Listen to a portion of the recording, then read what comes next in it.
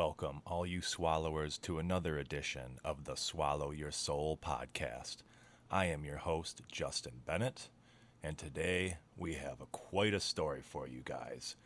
Our guest today is Mike Paterson of Sasquatch, Ontario. He's been a guest on the Coast to Coast AM radio show 4 times now, which is pretty awesome because I've been listening to that show for decades now. It's just been a real treat to have him on my podcast. And I'm going to read the excerpt from Coast to Coast AM because it's just, I couldn't have written it better. So, Paterson detailed his long-standing and highly personal research into the Sasquatch phenomenon, which began with a life-changing close vocal encounter in 2008. This experience launched a 17-year journey that eventually led him to a remote property in Ontario in 2012, where the owner invited him to investigate unusual activity. Since then, Paterson has maintained continuous audio recordings during overnight visits, capturing countless vocalizations, which you can find on his YouTube page, physical interactions, and evidence that have contributed to what he calls the most developed publicly known Sasquatch contact case in history. Guys, take a listen. This is exciting stuff. Just really happy to have Mike on the show. Here we go. All right, ladies and gentlemen, we have a special guest tonight. His name is Mike Paterson, and he is a truth seeker, Sasquatch contactee, investigator, and experiencer of the unknown. He is also the owner of a website called Sasquatch Ontario. Is that correct, Mike? Yeah, actually, I let my website go because I was getting so much spam, right? So I just basically have the YouTube for the most part. But yeah, Sasquatch, Ontario. Okay, gotcha. Yeah, I pretty much just have the YouTube for this podcast as well. So I just wanted to say thanks again to Mike for making the time to come on, and really appreciate your time. So thanks so much. Mike, why don't you start off with a brief bio of yourself so we can kind of, figure out where you're coming from. Okay, I'll just, kind of give you a rundown of how I got into this, basically, and this was back in, I guess, about 2007. I picked up a camera, basically taught myself photography, and started going into the woods, trying to get that National Geographic shot, basically, right? And I didn't have Sasquatch on the, it wasn't even on my radar then, right? I wasn't looking at anything about that, nothing. It wasn't even in the picture. I was just looking for birds and animals and that sort of thing, and nice scenic whatever waterfalls, or I go all over the place looking for just good photography, right? So at one point, I guess it was might have been 2007 or 2008. I had this thought, which I should start looking for Sasquatch. Start looking into the subject. It just kind of came out of nowhere. And at this point, considering what I'm dealing with and the amount of experience they've given me, because I do have an immense amount of experience at this point. It's like people do not understand how much they've given me, but at this point, I think they had something to do with that thought, and they have that ability. Mm-hmm. They can do basically what most people would say is impossible. They are incredible beings with, I've learned so much about them along the way, but so I was, photographing wildlife, and then I was given I had this thought, right? So I started looking into the subject, and then I basically pretty much gave up photography, which I shouldn't have. I can still do that. I still have gear and that, but because I love being in the woods and that. But I looked into that, and then stuff happened, right? And the very first time I went looking for them, I was with a buddy of mine. We went up to the Bon Echo area, a lake that a boss I had at the time, he had a cottage on it, and the far side of the lake was just wilderness.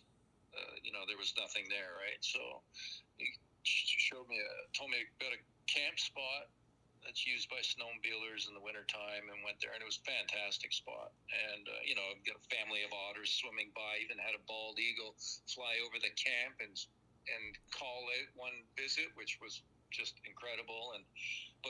So I was up there with a buddy. This is the very first time I went looking, and we were camped out, and a good friend of mine, known for a long time, and in the morning we're having, we're camping, so we're having Caesars in the morning for breakfast, right? And it was about 8 o'clock in the morning, and we hear this screaming, animalistic, kind of humanish screaming yell way off in the distance, and it was over and over. And we, kind of just stood there stunned listening. And I found a video when I got home. I scoured the YouTube and that, trying to find something to match, and I did. I can't remember what it was called, but it was these guys breaking down a campsite, and there's a Sasquatch doing the exact same thing in the background, and they're, they got it on the audio portion with the video camera running, right? And it was exactly pretty much, verbatim of what I heard. And I knew it was them. So basically, fast forward to October 2008, and there was I was going through YouTube videos and stuff, and I'd made a comment on a video, and some guy reached out to me and said, "Hey, you want to go to a spot where there's been previous activity?" And I said, "Sure." Talk back and forth for a little bit, and I think it was about a month later, so it was October 25th, 2008. I end up meeting this guy in a spot that is to me, was so highly unlikely. I just went along with it. I played along, and he kind of showed me the ropes a bit of what he understood. And at one point, it was 4:30 in the afternoon. It was a gray day. It was like slight drizzle, and 4:30 p.m. He picks up a fist-sized rock, goes up and smacks this big pine a few times, drops the rock, and then seconds later, these massive guttural whoops that were really raspy. They weren't high-pitched at all. It was a deep guttural tone and sounded very human. I remember thinking, the whoops were so pronounced, it sounded like he could speak English. I thought of that at the time, or afterwards when, because that call played in my mind from when I woke up to when I went to sleep for months. It wouldn't leave my mind. It just over and over. I just kept replaying that. Had that much of a profound impact on me, right? So it's now 17 years later. That's the impact it had on me. I'm still, going strong. So it was after that, when that happened, my life changed right there. Mm-hmm. And I had to get some answers. So I've been at it ever since, and I've gotten those answers, and I've gotten a lot more. Wow, awesome, really cool, man. Yeah, I've heard some videos online as well with kind of like garbled. You remember that video where somebody recorded and it sounded like two Bigfoots talking to one another in like a garbled language? Have you ever heard that one before? You talking Ron stuff, the Sierra sounds? I'm not sure who it was. I just stumbled across it, years ago. But it really sounded kind of what you were describing there, actually. Yeah, it's probably it's most likely the Sierra sounds you're talking about. Okay. So now, if I'm correct, you have been in communication with a Bigfoot family for quite some time as well. Is that correct? Yeah, the last dozen years. Okay. So go ahead. What happened was, after that initial incident that, basically changed my life, I started going back in there. I went back the very next week by myself. And my intention at that time was the photograph of a lifetime. Like when I heard that call, I knew they were real. Mm-hmm. I don't have to see anything. You just know. It's easy. It's so easy to tell what that was, and it was meant to happen. Like, I know it was meant to happen at this point, because their intelligence and their understanding of consciousness is so advanced. It's like freaking alien-like. It's literally out of this world, their understanding of consciousness. So that's the part that people really, have a difficult time grasping, because unless you experience it, you really can't understand it. And they can do, like I said, it's their understanding of brain power, basically consciousness at a level that I don't even want to get into that. It's too deep yet, but anyways, I digress. So I started visiting that spot, and I went back the very next week by myself. I had my camera, my binoculars, video camera. I had all my equipment, and before those whoops, the first time, there was sorry, I forgot to mention this. There was sounded like a coconut hollow, gorilla beating its chest. It was a rapid 3 times, just like really quick, 3 times. That was it. And that tone, that sound, my sounds I'm pretty good with my sounds in the woods, right? When I heard that, it was something I'd never heard in my life, and right away it just struck me so weird. It just gave me a really weird feeling, and it was seconds later when the whoops happened, right? So when I was back there the next week, it was I'm walking down this trail just further up the road in another tract of forest. It's like a concession size piece of woods, and I'm in there and I'm walking this main trail, and suddenly I hear that exact same triple chest thump tone that I heard the week before, that were immediately before the call. So I knew they were right there. They were right there beside me. And next thing I know, this is my first episode of high strangeness. I'm in my vehicle driving home, not knowing how I got there. It was fine. Everything was cool. I was just like driving normally. Everything's cool, and I just kind of give my head a shake, and I said, "Wait a sec. I was back there, and they were right there, and what's going on here, right?"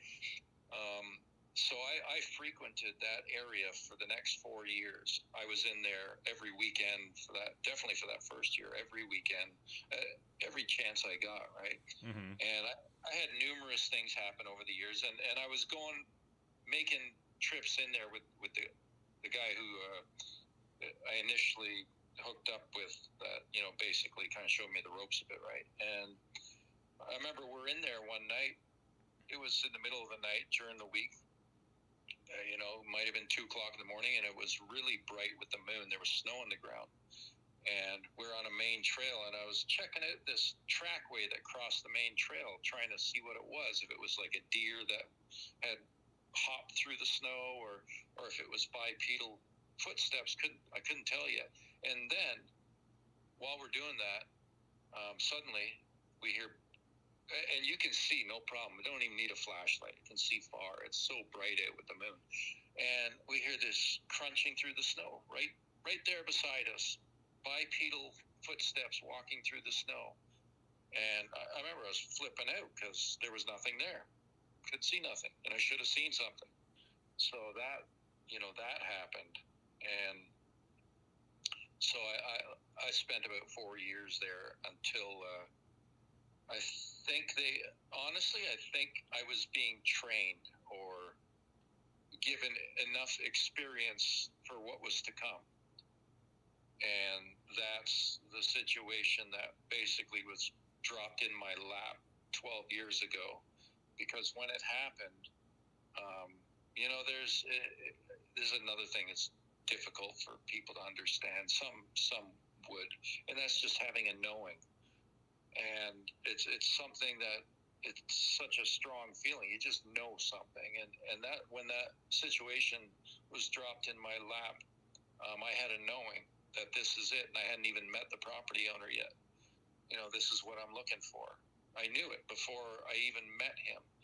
It's when I was given the information. So that in itself is really bizarre too, right? So but for myself throughout my life, it's really not strange because I've had so much of this stuff.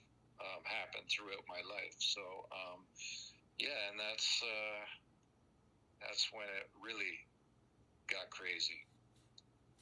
So how did it turn into you communicating with them? Was this right around that same time, or is this did this happen later down the road?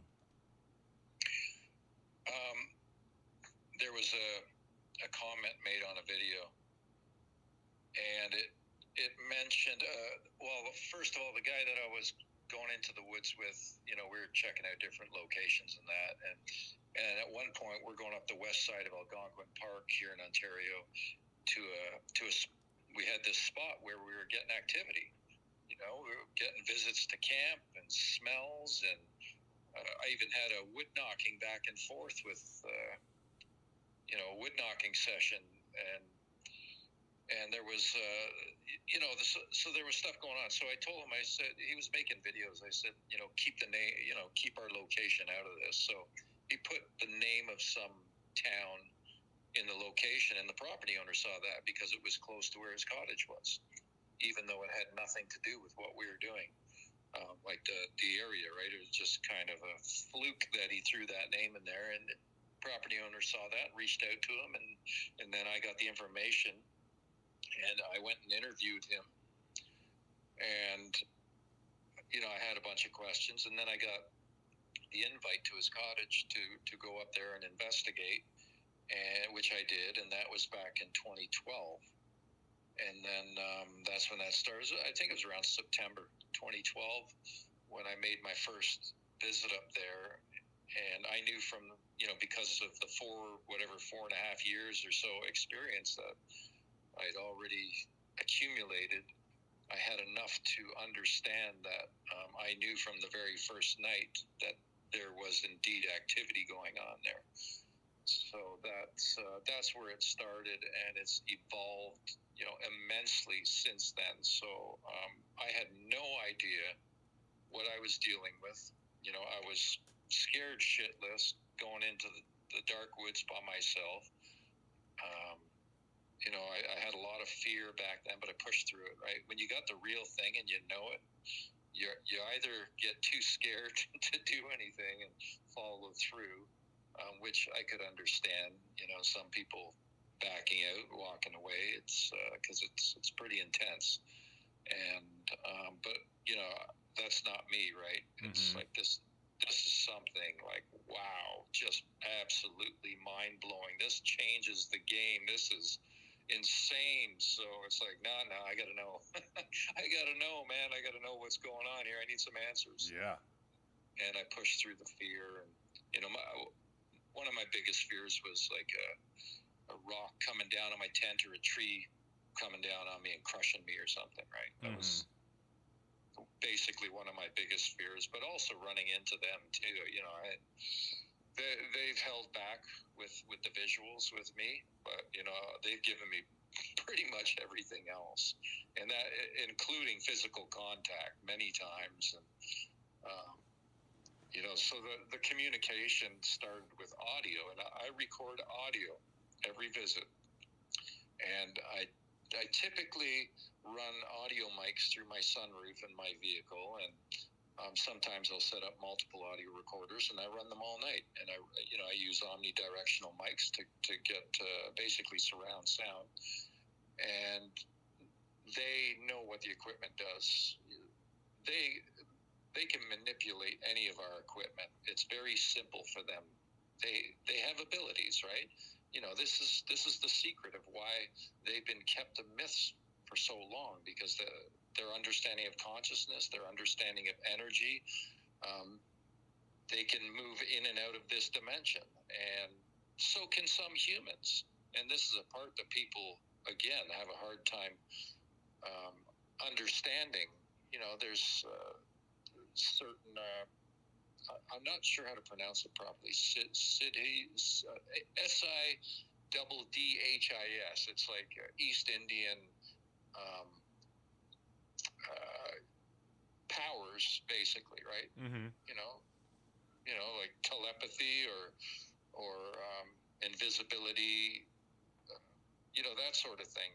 There's certain powers that can be accumulated through meditation practices and controlling the mind, basically, right? So this is fact. This stuff. This is real. But the Sasquatch, they are masters. They are absolute masters at it. So this is some of the stuff I've learned along the way. But I record audio, and they end up gravitating to my recorders. So I start collecting a lot of their sounds. Sometimes I get 6-7 hours of them breaking sticks and messing around the recorder, in the immediate area, and I start learning their behavior that way and their sounds. And I've had so much recorded and listened to so much playback. It's really given me a huge insight into their presence, how they operate, how their behavior, how they show up, how they interact with humans. I know all this stuff and it's basically the same throughout their people. Although when one is given contact, it's a personal journey with each and every one of us. It's like it's tailored to the individual, but their behavior is the same throughout. So I tend to veer off, when I'm talking. Oh, it's fine. That's fine. It sounds like there's a lot that you could talk about as far as all this goes. So it's all very interesting. But okay, so you recorded, a lot of their sounds for a long time. And at what point did you ever get to a point where you actually, conversed with them back and forth? And if so, was that through telepathy or was that verbally? It was about 8 months of. So it was the very beginning of May 2013. That's when Nef, that's his name, Nefatia. We got his name after months of, we used to call him Mr. Funny. We didn't know his name, right? We called him Mr. Funny because of his antics. So they have a lot of humor, and that's another thing that's consistent among their people. They have a lot of humor. And so we called him Mr. Funny, and I would pat my chest because I knew they were watching and listening. I'd pat my chest, and I would say my name over and over. I'd stretch it out and form, the M and just show them how to pronounce my name. I just stand there looking like an idiot saying my own name over and over, like I'm talking to an invisible giant, which I was. And it was at one point that Nef went up to the audio recorder near my car and stood there basically, and he said my name, the property owner's name, Dwayne, and then he said Nefatia, and he also said at one point Anastasia, sister. He said those two words, so he gave us a name of one of his sisters. So there was we finally got his name, right? And the vocals, basically, like I said, the beginning of May 2013, that's when he started to really let us hear his voice. I'd heard little bits and pieces, but not like this. That's when, this is next level stuff. And he knows he's being recorded, and he's given it. He's allowing his voice to be recorded and be heard. And and there were moments. I think we were going basically every weekend at that point. But there were moments where I was having, I'm in my tent at that time, having verbal back and forth with him. And it wasn't all the time. Sometimes, what would happen? He'd wait till I got in my tent, and it might be 10 minutes or so later, all of a sudden he starts up and just letting his voice be heard. And then it got to a point where, after, I don't remember how long it was, but a period of time of doing this, where one visit he finally, it was in the winter time too. I had set my tent up just to entice him to vocalize, right? And I remember it was cold this night. It was like minus 18 Celsius. I don't know what that is in Fahrenheit, but I think it might be close to -5 or something like that. It was pretty damn chilly. So I get in my tent, which I wasn't sleeping in for the night. I was sleeping in the cottage where it was warm, but I was getting in my tent, and just, for research purposes, right? Just to try and entice Nef to vocalize. So he started up basically as soon as I got my tent. I think I was still like, I don't even think the door was zipped up yet.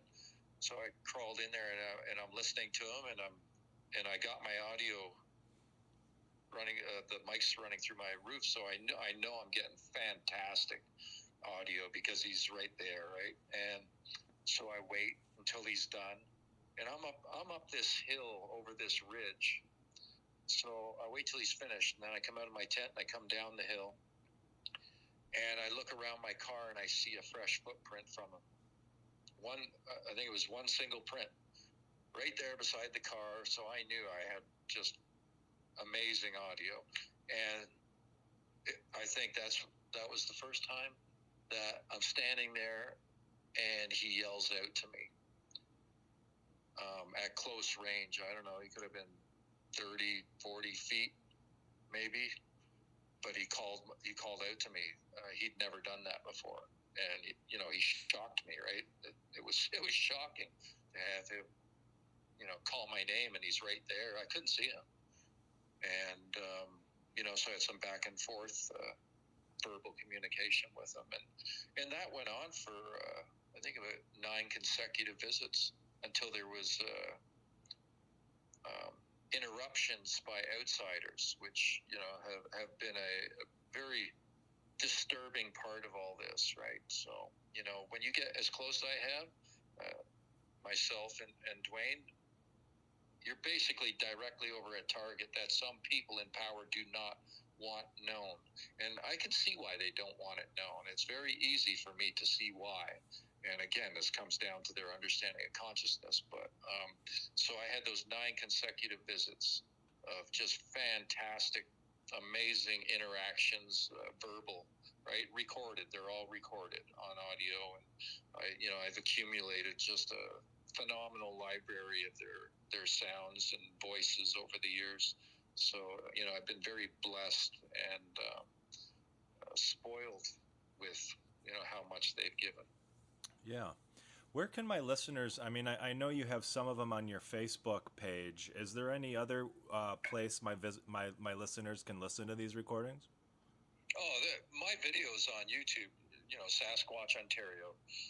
I tend to put, when I make my videos, for the most part, I'll put a recording, a vocal recording at the beginning of a video and at the exit. And then a lot of my videos have audio throughout them, right? So there's some really phenomenal pieces posted throughout that channel. It like I said, dates back to basically 2012. The vocals started in 2013, in May 2013. So from May 2013 on my videos, which you go way back for that, there is audio on basically pretty much every video. Okay. So why do you think they chose you for lack of a better term? Why do you think you were so lucky to be able to communicate with these entities? I laugh because I already finished your sentence in my head before you, as soon as you started it. Right? Uh-huh. I don't like to use the word chosen, but their intelligence and their, again, I can't say it enough, their understanding of consciousness. They know my character, and this hasn't been told to me, but I know it. They want us to share our experiences to help dispel fear about their people. They are good people, and I've had things happen that show me this. I fully trust their people. They are much more trustable than humans. I'll say that. And I just lost my train of thought here for a sec. Why'd they pick you was the initial question. So, um, I think a lot of it has to do with both my ability to handle the experiences, the contact, the high strangeness, and my ability to deal with the human side of this, which most people would have walked away a long, long time ago, because it comes with a lot of bullshit, ridicule, and accusations. It's just not. They never stop, right? Mm-hmm, I'm sure. There's always somebody trying to take you down, yep. and people will lie, and they're even going to the extent of doing an AI mask thing and then having it made, which it didn't match. The guy got the teeth wrong because the AI mask thing they did. Yeah, I saw that on your Facebook there, and so they're going to even that extent to try to discredit you. And so, just so my listeners know, you actually were able to get a picture, or actually a couple pictures of Nef, correct? Well, it wasn't. I'm not responsible for those pictures, but I'll just finish though. When they had the mask made, it didn't match exactly the one that they did with the AI photo thing.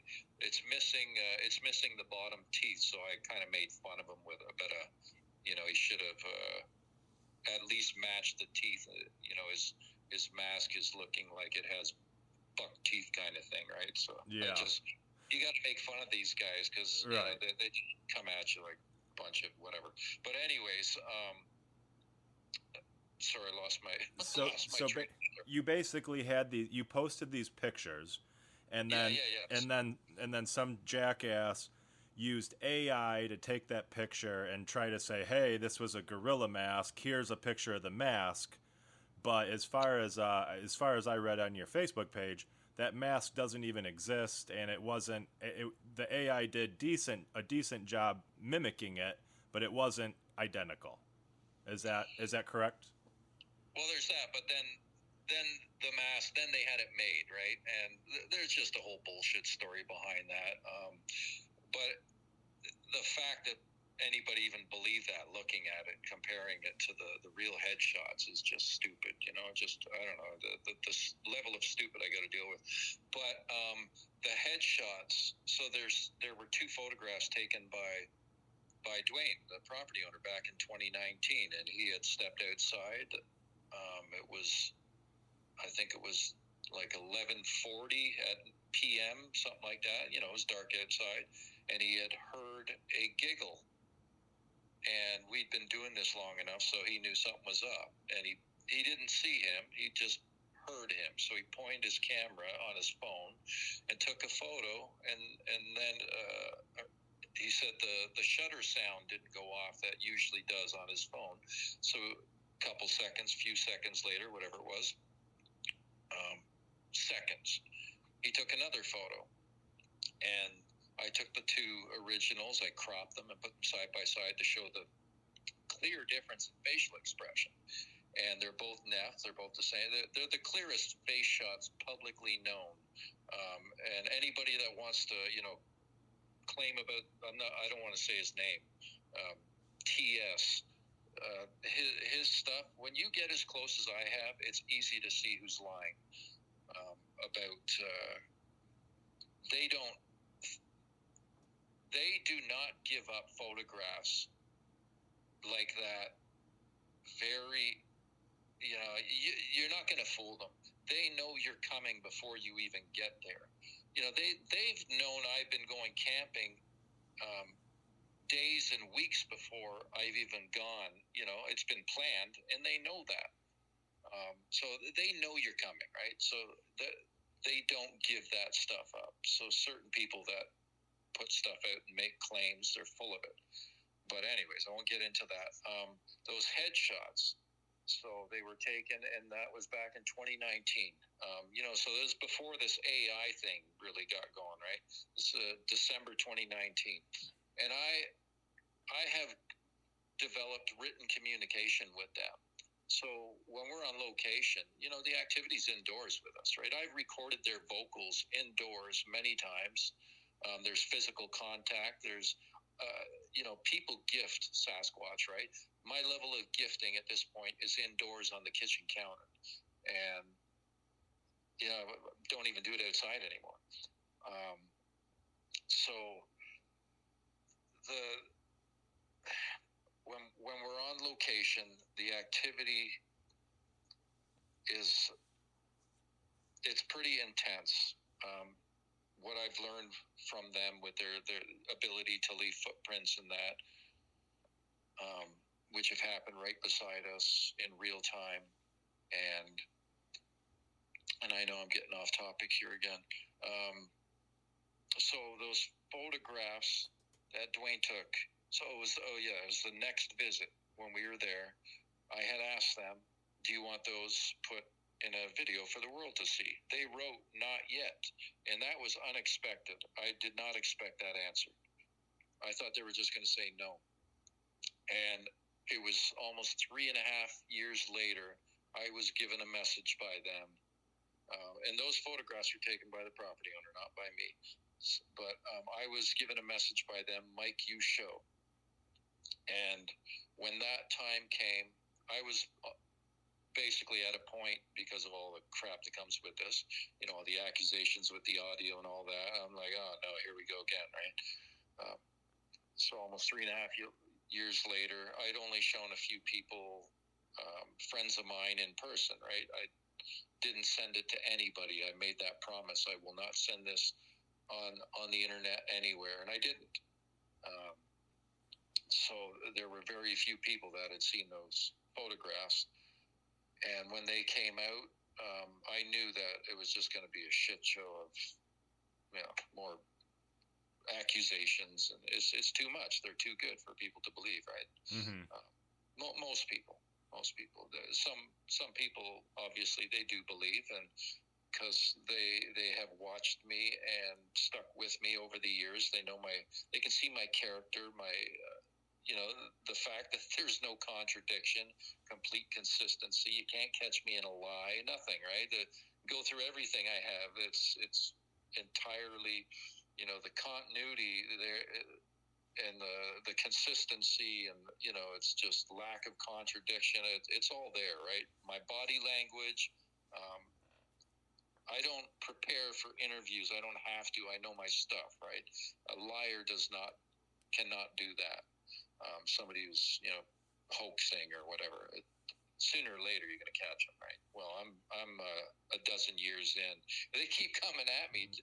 They pick and choose though what they want, right? They don't look at all the facts and bring everything into the picture, and it's like they'll select something that they can attack in that. But so yeah, there's those photographs, and when they said, "Mike, you show," that really told me, even though I kind of already knew this, but that this is part of their disclosure.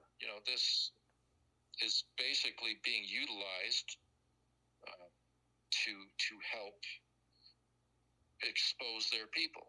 As they choose, though. This is as they choose. Mm-hmm. This is not a discovery by science. We got Jeff Meldrum. To me, he's a puppet. He's just some guy put in place, a face for TV, to do conferences and talk about some offshoot of Gigantopithecus, which they're not, and maintain a narrative, right? So I really have no respect for science in this subject, the way it's being handled. Mm-hmm. If I can go in and do this, and science is still in the dark ages with this subject, it's easy to see there's a cover-up going on, right? So sure. So if Nef gave Dwayne those two pictures, and they want to spread the word of their awareness, and they're out there, why don't they give some more pictures to really shut the naysayers up? I would love some clear video, or of course, why wouldn't I? But you know what I've learned with them, we cannot attach our human construct to this. subject at all. This is something that is so unique and different from everything else that we know. You can't put any expectations on it. It does not work.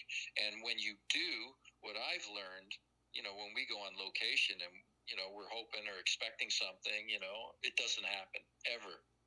They're like, nope. So for me, it's a journey of patience, and I just got to wait and go with the flow and just roll with the punches, and they give what they give when they give it, and I'm grateful for all of it. And do I hope that there's more coming? Always. I'm always hope for more and bigger, and will they do that? I don't know. I have no idea. Yeah, right on.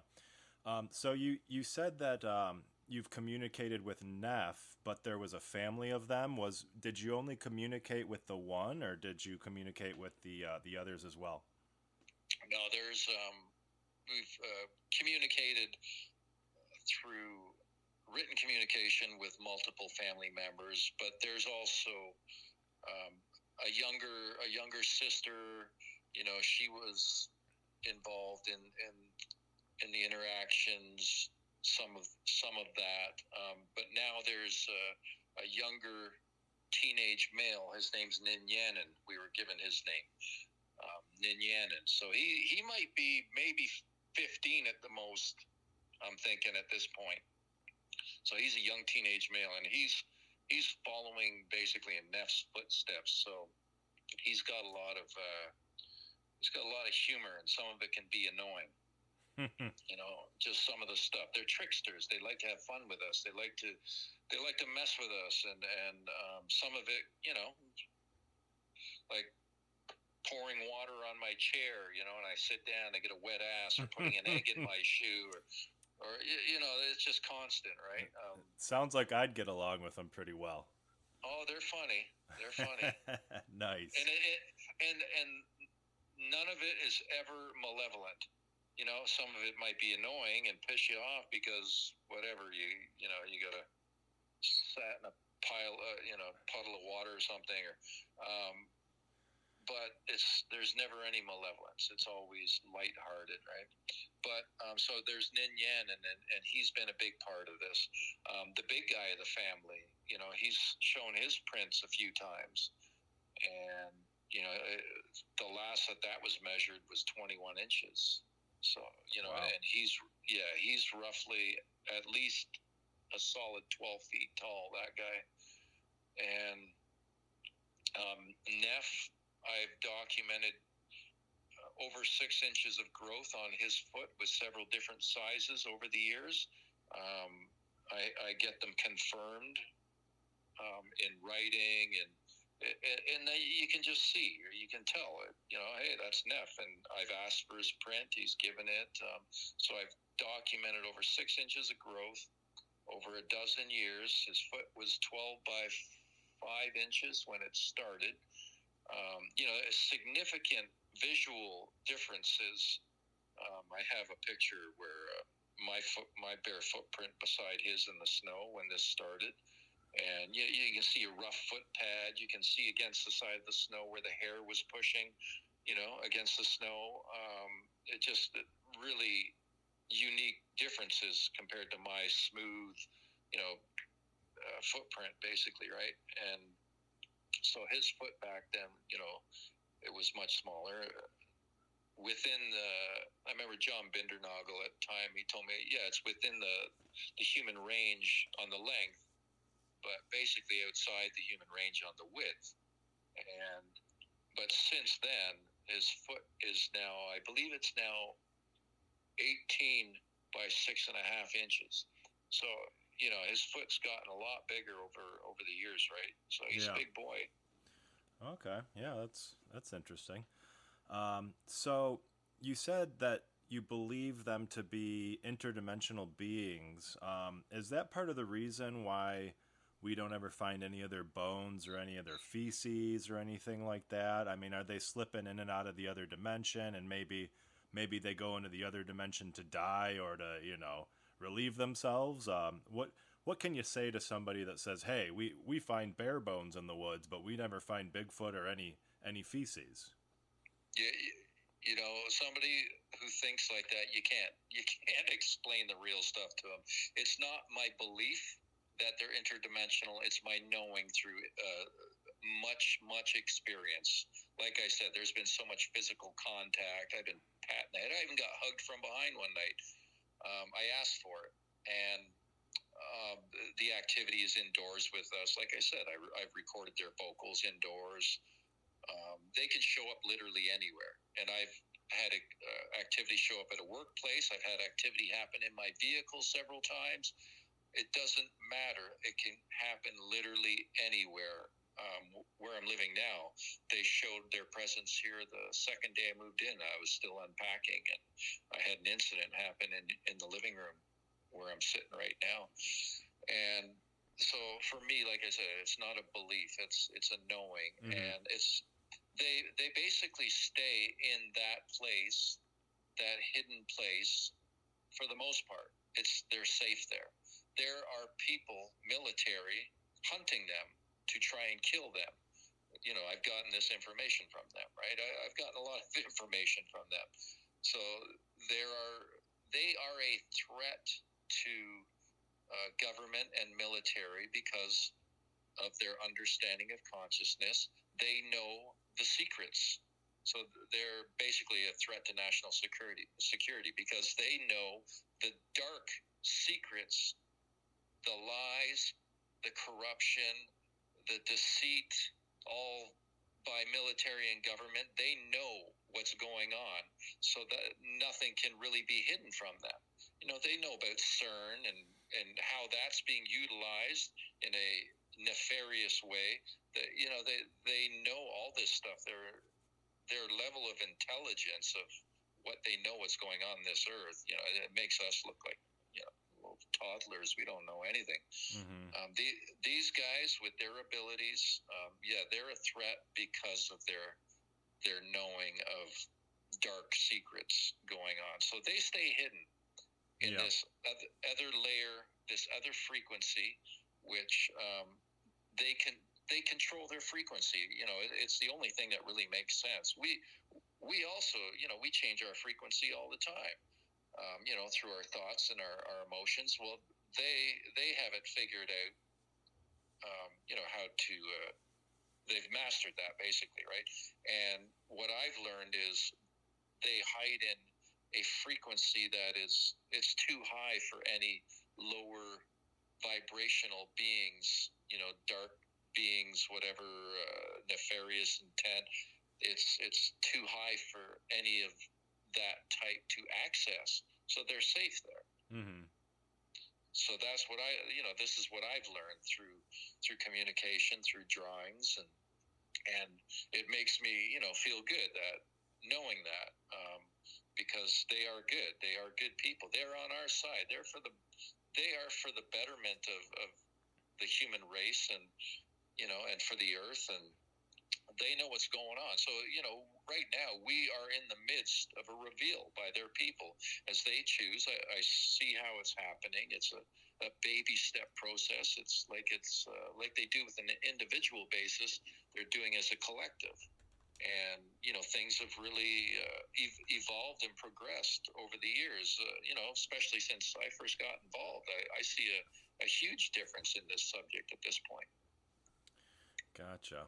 And so you mentioned, you know, you do a lot of writing back and forth. Is that how you primarily have communicated? Or, I mean, you don't verbally talk back and forth, do you? Or is it mostly writing?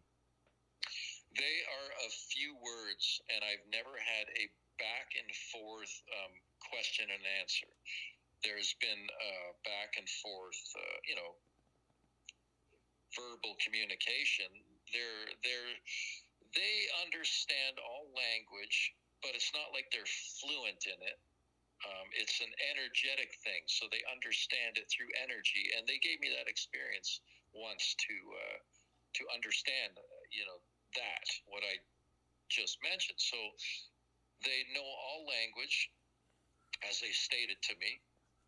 I'd ask them that, and I'd ask them if they understand it, through feeling, through energy. This is how they understand words in that. And they said yes. So this is how we get some of the English and that. Like I said, it's not like they're fluent in it, right? Mm-hmm. So the communication has been both verbal, written. There's some telepathy that happens, but it's never been a question and answer thing back and forth. I've reached out to Nef telepathically, and I've been responded to, not right away, but it's been later on that same day or that same night. That same day, basically, right, where tends to be when you're falling asleep, that little space where you're still awake. And I think that's the spot they really like to get a message across, because it's clear for them, and it's very prominent and lucid and loud and clear when they do that. They have a very, very strong mind speak ability. Like it's happened to me where you're almost asleep and it'll shock you wide awake. I've had the first time they did that to me, they grunted in my head, and I was asleep on the couch at home. And I jumped to my feet like instantly, and I was on the phone to the property owner, like, holy crap, you wouldn't believe what just happened. So yeah, they have quite the astounding abilities, and I've not seen them all. I've probably barely tapped into it, but I have seen a lot. Gotcha. So when you're, when all these quote unquote debunkers are coming after you, does your buddy Dwayne ever step in and say, no, I was there with them? Does he ever, come to the table and kind of defend everything you're saying, or where's he at nowadays? Dwayne's always been very private about this, and he's not into dealing with any public on this. He couldn't care less, really. But it did happen at one point last winter, and so basically took 12 years. So we started doing live, on location, and we did a few of those. So the first one was phenomenal because they were given footprints in real time in the snow, and there was some pretty crazy stuff going on. But that was basically the first time he really came on camera, right? It took 12 years. So, like I said, he's private, right? This was a private situation that I just ended up, sharing it openly because it was just so incredible. And like I said, it's been utilized to, I think this situation is being used to bridge their people and ours. At least one of the situations in the world. There are others too, of course, not just this one, right? But this is definitely one of them. Yeah. Do you so being interdimensional beings, do you I've heard of people being, not, I guess you could call it abducted, but going into another realm, and they're sitting there at a table, and there's a small gray alien, there's a tall alien, there's a Nordic being, and then there's, 3 Bigfoot sitting there. Are they part of the intergalactic, federation? It sounds like they might be, being such high conscious beings and all that. It sounds like they're obviously different than, aliens. I like to call them visitors. We don't really know where they're from, but do you put them kind of in that same group as entities such as those? Yeah, I would say so. But okay. Do I know that for a fact? No. I've heard of things.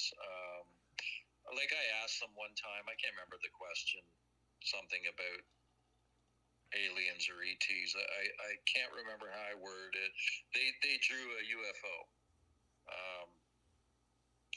There was no words with it. They just drew a UFO, right? But yeah, their level of consciousness. So they would understand and maybe have contact with multiple different types of entities. I would assume. I don't know, but definitely, because I always thought their activity, I would always sometimes describe it as alien-like. It's that out there, right? It also involves orb activity, right? Mm-hmm. It's not all orbs are related to them, but orb activity is related to their presence. Yeah. I've heard that many times, actually, and a lot of the stories I've heard, where somebody runs into a Bigfoot and they look up and a UFO or an orb is directly ahead. All sorts of stuff like that. So yeah, that's I'm familiar with that. And have you done a lot of like mind speak or telepathy? Sorry.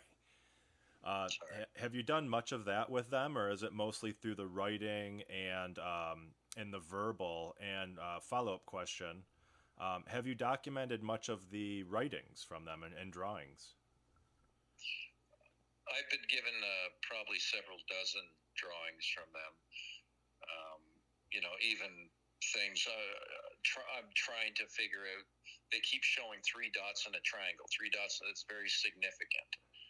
And I haven't been able to figure that out yet, but it's taking me years, right, to figure this stuff out. But I've gotten several dozen drawings from them. One of the first ones was, it started with like a whiteboard out in the woods, and they had marked that up, and that evolved to indoors to where I was using a chalkboard. This is after quite some time, right?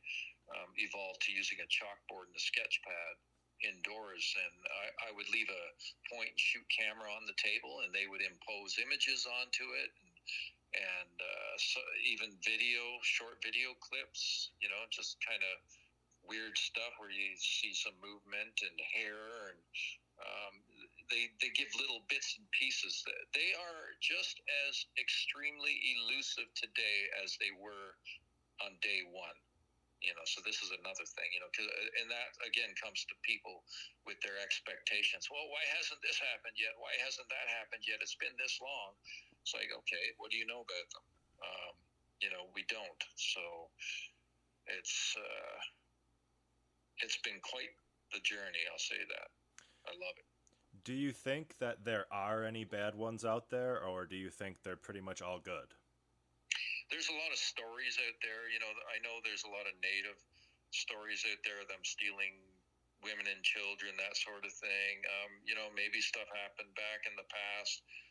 My own experience, and I can only speak from my own experience, is that I've never had, and this is in multiple locations with, I'm quite sure, are different Sasquatch clans or families, and I've never had any malevolence shown towards me ever. But I could understand how some people might take something the wrong way, and they'll call it an attack, or and misinterpret it. So it's comes down to understanding their behavior too, right? And I've never seen any evidence that is to scare me away. I'm like, this is my 17th year of doing this, right? And all I've gotten, the point I've gotten to at this point is trust. I trust them. I love them. They're amazing. What I learn about them is, sometimes through my own bad choices, I have learned things about them that show me their honesty, their integrity, the fact that they even would know disease. If you have a disease, or there's a lot of demonic activity going on in this earth right now, they can point that stuff out too. They're very they're very forgiving.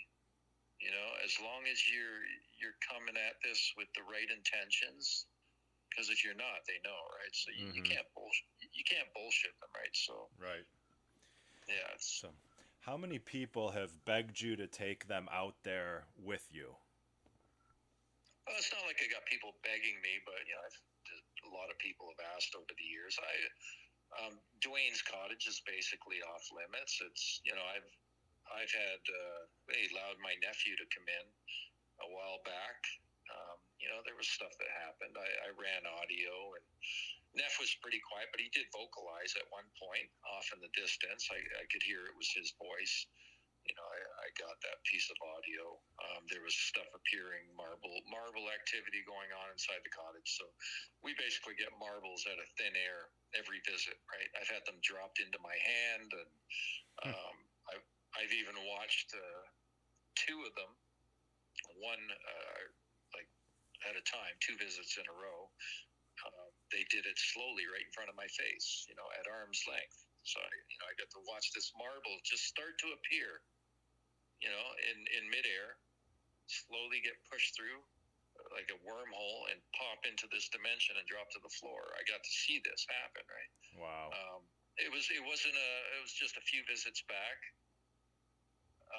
This was like last winter, I guess, or the end of the winter. We collected a residue powder from apparently a portal that had opened up and closed in the kitchen behind us, and left this circular pattern of powder on the floor that I had ex-FBI or retired FBI agent John D'Souza had it checked for me, and it basically got told that, okay, this either came from a massive rocket launch or it came from what they know about UFOs hitting the ground or taking off. This has also been found with that. Or it's been also found with portals that have opened and closed. And those three things, and this powder is basically a result of a significant plasma energy transfer. That's the term they used. So, it's a piece of physical evidence that they gave me that I've never heard of anybody in this subject ever gathering anything like that. That basically a first, and we almost threw it out too. We're so nonchalant with it when we're on location because we experience so much. It's not like, oh, we got to get all this for science. I couldn't give a rat's what about science at this point because of how I see their approach on this. It's BS, right? So I'm just doing my thing. I'm enjoying my journey. I'm not a researcher per se. I didn't get into this as a researcher. I just had an experience, changed my life. I wanted answers, and I got them. And my intentions are pure, and they know that, so they keep on giving, right? Mm-hmm. Gotcha. Have you ever experienced any other cryptids out there, such as, dogman, chupacabra, gnomes, fairies, anything like that? Not that I'm aware of. Not that I'm aware of. Okay. And yeah, I don't really need to. I'm not pursuing any of that. Although, hey, if something happens, as long as I survive, I'm cool with it. Right on. And I think I saw that you were on Coast to Coast AM with this story, weren't you? I think I've been on there like 4 times with Connie now. Oh, okay. Awesome, man. Yeah. I've been listening to that show for forever. So I'm a bit starstruck talking to you, knowing somebody that's actually been on there. So that's pretty cool, man. Connie Willis, she's actually a friend of mine. We've talked a lot over the years, and I like Connie. She's good people, and she understands. She knows what I'm speaking is the real stuff because she's experienced it herself. So yeah, she's had me on the show like four times, I think. Awesome. That's very cool, man. I'm sure a lot of my listeners will be happy to hear that, and we're all probably going to go listen after they listen to this. Yeah, I mean, we're past an hour here, so I don't want to take much more of your time. One more question I had for you: the Paterson Gimlin film, real or fake? Any idea? Man, that's just flogging a dead horse, I tell you.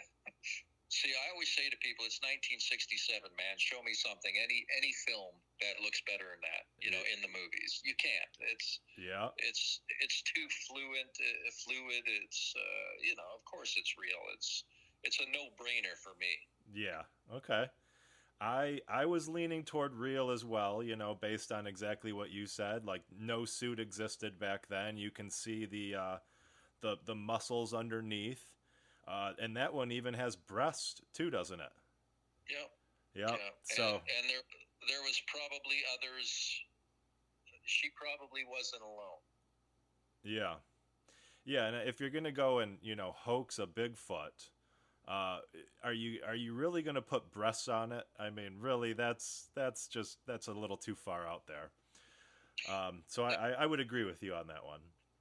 Yeah, and a lot of this subject involves just simple common sense. You got to look at things objectively and be realistic and just weigh things properly. And there's a lot of people that do not do that. That will whatever start up YouTube channels or and they're very biased um, and against people speaking about Sasquatch abilities, their invisibility, their interdimensional nature, their telepathy, their telepathic abilities, that sort of thing. There's people that just cannot grasp that, and they, so anything that involves that, it's basically to them a hoax, right? So Yeah. it's very divided, the subject, and it's Sure. a shame. Sooner or later, all that's going to fall by the wayside, though, because what I'm speaking, that's the real stuff, and that's the stuff that stands in the end. And all the other stuff is just going to get tossed. Sure. Sure. Have you ever asked them what they prefer to be called? I mean, you told us their names, but do they like Bigfoot? Do they prefer Sasquatch? What? Any idea? Have you ever asked them that? They've never said anything to me about don't use that name or anything. I have asked Nef's family what they call their people, but first I'll say this. So those photographs of Nef, the headshots, his nose looks like no other picture anybody's ever seen. Basically, it's very unique, right? And it's also been part of people tossing accusations around. So because of the shape of his nose, I asked his family once, do your people have different races like humans do? And they said yes. So they they're all over the world, right? You have your Yowie, your Yeren, your Yeti, your Almas. That they are scattered throughout the world, and they have evolved or whatever. They say they predate humans. So because of the different races, because of Nef's nose and that, I asked them, what do you call your people? They wrote Mushtaba, Mooshhtaba, Mushtaba. And that's the response I got from them.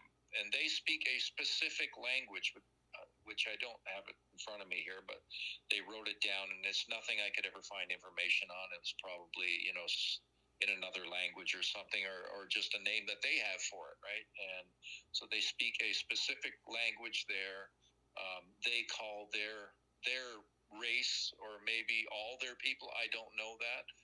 All I know is they use the term Mushtaba. Okay, that's interesting. Well, hey man, I've asked you almost all the questions I had for you. Is there anything else you want to mention, or any websites or anything you want to plug while you're on the podcast here? If anybody wants to reach out to me, can my email sasquatchontario@yahoo.ca for Canada. So sasquatchontario@yahoo.ca, and I'm on YouTube under Sasquatch Ontario. Pay no mind to the naysayers and all the hoax crap. There's all, obviously it's very controversial. My name is very controversial in this subject and the situation I'm involved in. And, keep an open mind, that's all. And hey, look for inconsistencies. Look for something that, say, hey, you said this one time, then you said this. What's going on there?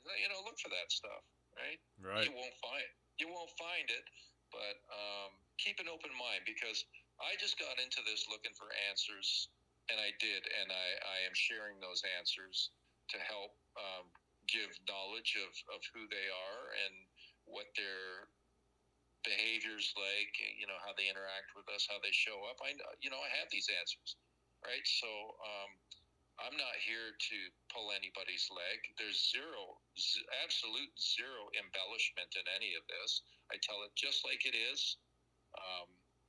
My friends know me this way. My close friends, they'll say, like, out of everybody, I'm the least bullshitting person you'll ever meet. I tell it just like it is, right? I don't even really, I don't downplay, but I tell it just as I witnessed. And I consider myself intelligent and pretty good at at giving the details and about my experiences and what's real and what's not, right? So it's I'm just here to give to share experience and knowledge and information, and you can take it or leave it. I don't care. Take the long road. I don't care. But you want a shortcut, you go through my channel and understand that. You can go make your own contact. Right on. Well, if you can send them my way, I sure would appreciate it, man. All right. If you put out the right intention, if you got the right intention and you start showing up, start visiting the woods and talk to the woods like they're standing right there with you. You don't have to yell. You don't have to bang on trees. Just start talking. Okay. Start talking like they're listening, and let them know your thoughts. That hey, ask for things. Can you guys show me your presence? Can you be, like, don't leave me guessing so much. Can you give me something, something solid? So whatever, just ask, right? And keep showing up and persist. And if you seek that stuff, if you seek truth, sooner or later it's going to show up. Right on, man. Right on. Well, hey, I don't want to take any more of your time. I think we covered a lot. I'll keep in touch with you over Facebook, and I'll let you know when I publish this podcast. It should be in the next day or two. But man, I really appreciate you taking the time and sharing your story, and just really fascinating and interesting, and just really happy to talk to you. So thanks so much for taking the time, Mike. Hey, no problem, Justin. My pleasure. I appreciate you having me on too. Thanks. Absolutely. Well, you take care, and I'm sure I'll talk to you in the future.